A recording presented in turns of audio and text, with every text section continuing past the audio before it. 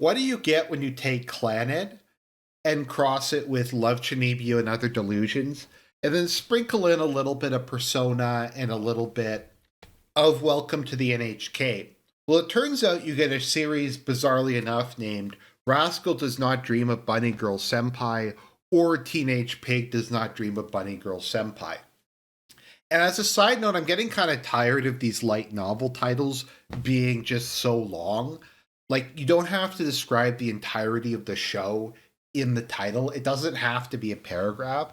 It doesn't have to be something like Banished from Hero's Party, I decided to live a quiet life out in the countryside, or I was reincarnated as a villainess, so now I'm training the final boss, or any of these other like super long form names. Like, they could have just shortened it to I Dream of Bunny Girl Senpai or Dreams of Bunny Girl Senpai. But that's just a side note. It's just they become increasingly long form and it gets kind of annoying at times. So for the remainder of this review, we're just going to refer to it as Bunny Girl Senpai. Now, the name is both a blessing and a curse, I would imagine.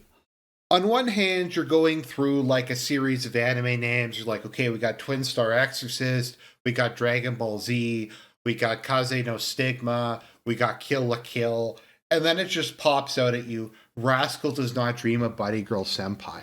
And you're like, is this a joke anime? Is this like Teenage Mutant Ninja Turtles? Is this like a hentai? Is this a hentai? Is this ecchi?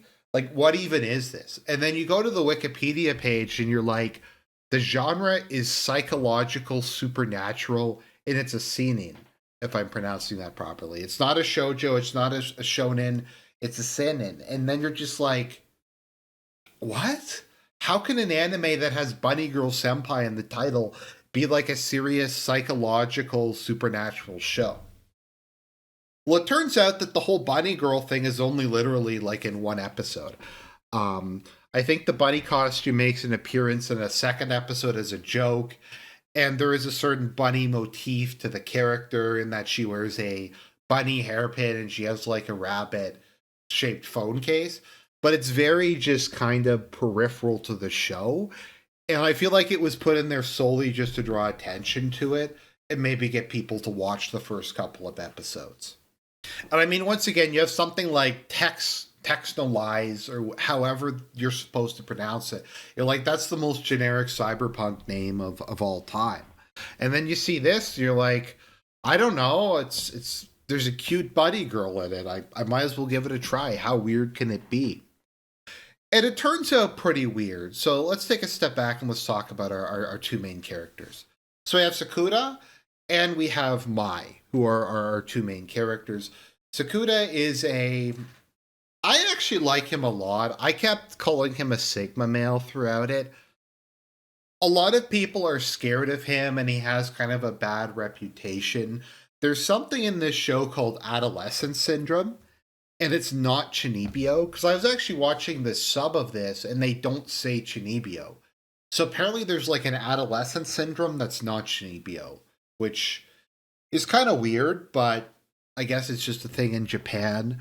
And the adolescent syndrome is the result of some unresolved psychological issue that has the ability to alter reality. And the majority of this show consists of Sakura trying to help various people overcome their psychological issues and cure them of their adolescent syndrome. So in the first episode, he runs into Mai, who I like Mai a lot. We'll talk a bit more about her later. But to me, I think she's a tsundere done right. I think tsunderes, like, if you're going to have one, they have to be very mild. I kind of prefer it if they're like somewhat awkward or guarded or private or used to guys hitting on them or something. Because I find it's very easy, like, if you take a tsundere character to just make them like a complete bitch or completely unlikable or something like that.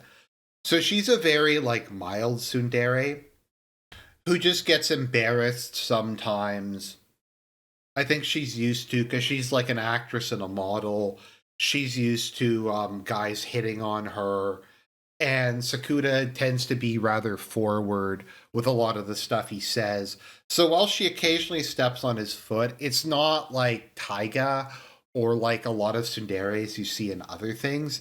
It's very mild, and I actually find kind of the dynamic between the two of them very likable. So Sakuda is at a library and he sees Mai walking around in a bunny girl costume. And he seems to be the only one who notices her. And he quickly discovers that no one else can see her. And we discover after he sees her again at school that Mai is gradually fading out of reality, and fewer people can see her, as well as fewer and fewer people remembering her. And I think this is probably the best arc of the show. My biggest issue with a lot of romantic animes, like Kimi no Todoke does this. I'm trying to think off the top of my head, but a lot of the ones I recall that the problem is they don't focus on the main couple very much. I think most of the ones that are like this I've just kind of forgotten about.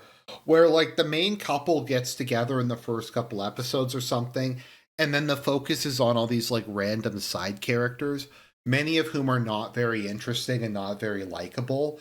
And it would be one thing if like these were used as opportunities to kind of develop the main couple's relationship, but I find more often than not it's just a complete side trip, and then nothing happens with like the characters you actually care about and you actually want to see more of. And it's kind of made worse by the fact that Maya is always off doing um acting or modeling stuff. So she's just not around as much as she really should be. And I like Sakuda a lot, but I really like their dynamic, and I feel that was kind of the focus of the show. And the movie is especially bad about this, but we'll talk about the movie unfortunately later. So basically, he works with Mai. He's able to figure out that when people fall asleep, they forget about her and her existence is erased. He tries to stay up for like 3 or 4 days in a row so he won't forget about her. Because over the course of them working together, he's fallen in love with her. And eventually he figures out a way to kind of help her. So he goes out to the school grounds and yells in front of the whole school, I'm in love with Mai. And then they become boyfriend and girlfriend. And in general, it's very wholesome. And I like the two of them together. And like I said, they play off each other. Sakuda will often do like perverted jokes or something in a very deadpan fashion. And he'll do that like with the other female characters, just kind of as a way of trolling them, which is something I like. So she's like the first girl. This is one of those shows where there's kind of like a supporting harem where the MC has a whole bunch of female characters around him, but he only has one canon love interest. So Maya's his only love interest. He loves her. They're in a committed relationship. They more or less promise each other by the end of the series that they're going to get married when they get out of high school. Very much like that. There's a girl that he helps out. Like the second girl he helps out, Tomoe, has a um the day repeats endlessly, and Sakuda is caught in it. For whatever reason, he's immune to other people's adolescent syndromes.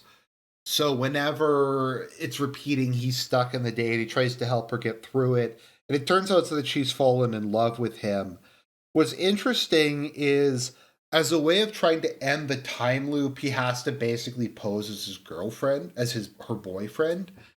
And Maya's like understanding. She's like, I trust you.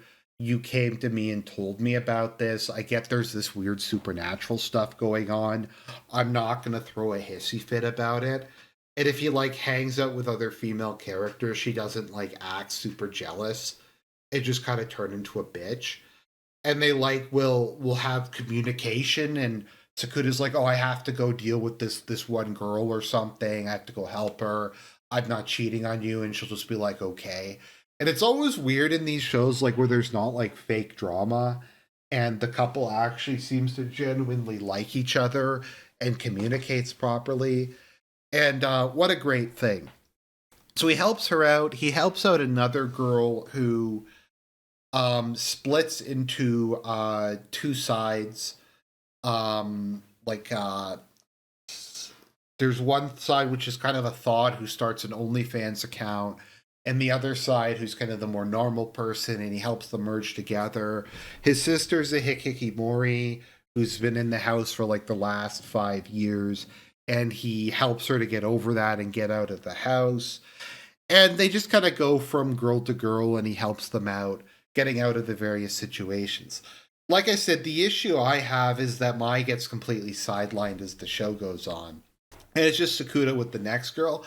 I would have liked it more if they had spent more time as a couple. Like they had investigated these things together, but I just feel like they decided on the main pairing and then they just kind of moved on with it. I don't know. If people disagree with me, they're more than welcome to point that out. The other thing that we have is Shoko, who looks exactly like a younger Mai, but there appears to be no actual connection between the two of them. It's really weird because they look basically exactly the same. They play a similar role in his life, but they I guess either aren't related or it's going to be explained later on. And she just kind of shows up. She's kind of like Fuko from Clannad. She just randomly shows up for seemingly supernatural reasons. And that's pretty much the show. It's kind of this weird pseudo detective show where he's helping people out. The show to me is pretty good. It has something I call the presence. Now, the presence is very hard to describe.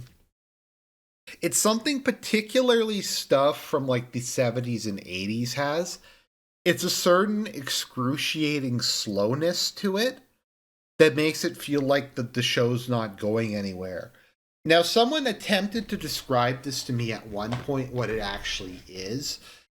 In terms of, and he was using the example of like the first episodes of Star Trek The Next Generation. In things that have no B plot, that is, there's nothing that they're swapping between, the pacing just feels very odd. Also, just stuff used to be, I guess, not as tightly edited. And this show kind of feels like that. Like there's portions of the show where it's just like, okay, it's just kind of progressing maybe. But overall, like regarding the show, I think it's okay. I'd give it like a 7 out of 10. And it's kind of too bad because I give like the first like 4 or 5 episodes of the first arc probably like a 7.5 or an 8 out of 10. And then it just kind of goes downhill from there. But if you want something that's kind of like a wholesome romance anime with some kind of interesting psychological and supernatural elements, you could do a lot worse than this. This is not a bad show by any means. I think a lot of people would probably like this more than me. It might just be something that's kind of outside of my taste because sometimes when you get into really complex like supernatural psychological stuff, my brain can just kind of uh there's an example of that, just kind of freeze over and my eyes glaze over and I have trouble following it. But not a bad show. Maybe if you're interested, I'd recommend watching a couple episodes. I'm not really going to recommend or not recommend this one. It's just kind of up to you. Take a look into it. And that brings us up to something I would not recommend under any circumstances, and that is the movie. So, Rascal Does Not Dream of Bunny Girl got a movie sequel, at least one movie sequel. I think they're going to be having another movie sequel. And then who knows, maybe a second season. We'll have to see how the whole thing plays out. But the movie is largely based on Shoko's storyline, and Shoko to me is by far the weakest character. I don't really care about her. I don't like her. I don't like that we have like another long thing that doesn't in any way focus on the main couple. And like Mai gets sidelined once again for most of the movie. The movie's also extremely boring and slow. It was an hour and a half, but I honestly, it felt like 3.5 hours. It was really bad. I actually I was watching it with someone, I actually got up and left a couple of times during it because I was so bored and it was just so excruciating. Like the movie's plot is Shoko gets hit by a car and dies, I think. But it turns out that Sakuda from the future died and he has a scar on his chest because he gave his heart to Shoko because she died. But then Mai tries to save him, so he dies. So then he goes back in time to try to save Mai, and he saves himself. But then his future self dies, so his past self can live. And just all this this nonsense happens, and the whole thing is like him going, "It's my fault that Shoko's gonna die. I have to throw myself in front of traffic so I can be a heart donor because she has heart disease. And if I don't do that, it's my fault that she dies." I'm like, how is it your fault that you're not killing yourself to donate organs to her? Like that's a really messed up way of looking at the world. You aren't the one who gave her the heart disease. Like it's and then at the end things just kind of work out. I had trouble following the movie. It's just there's anytime you have time travel, it's gonna get confusing.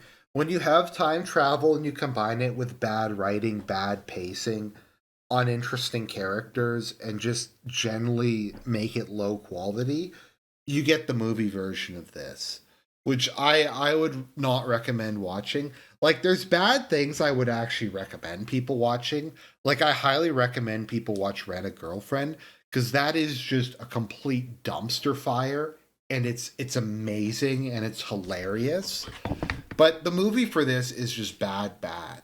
It's not like so bad it's good. It's not so bad it's fascinating. It's just horrible. Once again, it's kind of like the difference between a Marvel movie and a DC movie. It, Rent a Girlfriend is like a DC movie where it's such a disaster, it's so ill conceived, it fails on every level that it's fascinating to watch. Like as I've said, I could do like a 5 or 6 hour review of Suicide Squad. It just explain every little thing that makes no sense and was a bad idea. I could do that for Aquaman. I could do that for Justice League. I could do that for basically any DC film. Whereas Marvel is just the same boring, recycled garbage, film after film after film after film, with basically no changes to the formula. So I would put the movie in the latter category. Don't watch it, but maybe check out the show if you're interested in it.